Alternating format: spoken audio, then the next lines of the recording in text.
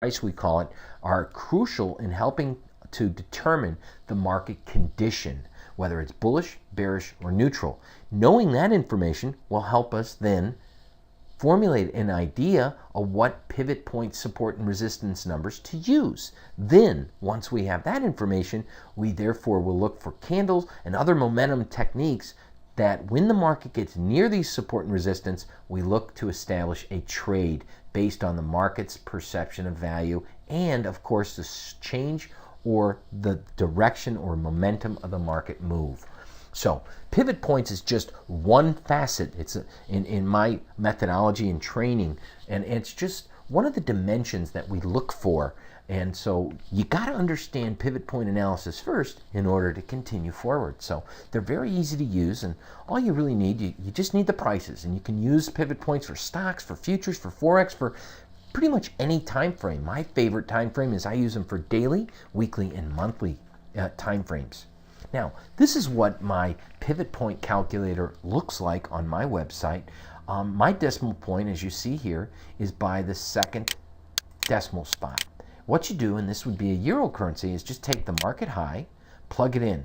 So instead of going 1.2974, plug it in as 129.74. That would be the high, that would be the low, then the market close. Once you type in your figures, whether you want to do it for a day, a week, a month, a quarter, a year, then hit submit. If you want to do a market that's not covered, or if you're looking for just having not covered, at least in my advisory service, or if you're looking for an exotic cross, then you can formulate and look for your own pivot number. You have your R1, your R2, your pivot point S1 and S2. And that can be found at nationalfutures.com. That's www.nationalfutures.com. Now, pivot point analysis is which is most technical analysis is derived from mathematical calculations which were developed centuries ago.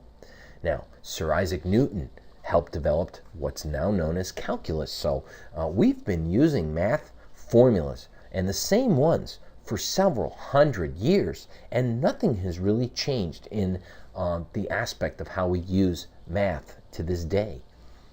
In our mathematical analysis, when we're combining market numbers, or at least information from the market, what we're using are the common denominators, and that's what I call common denominators. That's what I call that each and every one of us have equal access to. And these are the open, the high, the low, and the close. Now that information right there, based on a day, a week, a month, every one of us all have equal access to that information.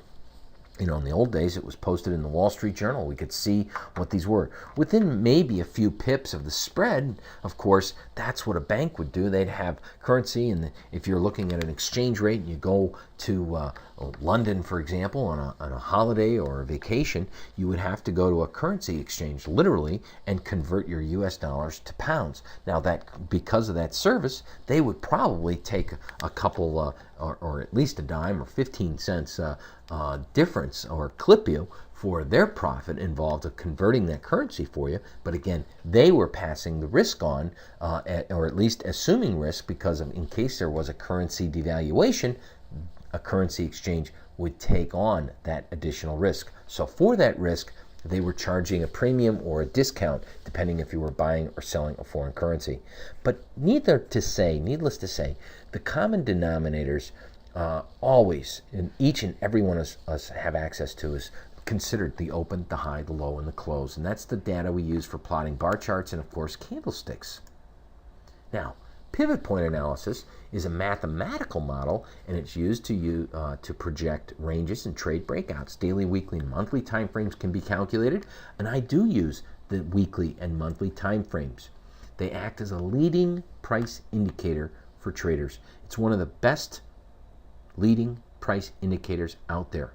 Now, what we're looking to do is use them as a guide, a gauge, a tool to identify what the potential high or low might be in a given session. That's right, not just support and resistance, but I use them to help me identify what the potential high and low will be in a given day or week. Now, with pivot point resistance,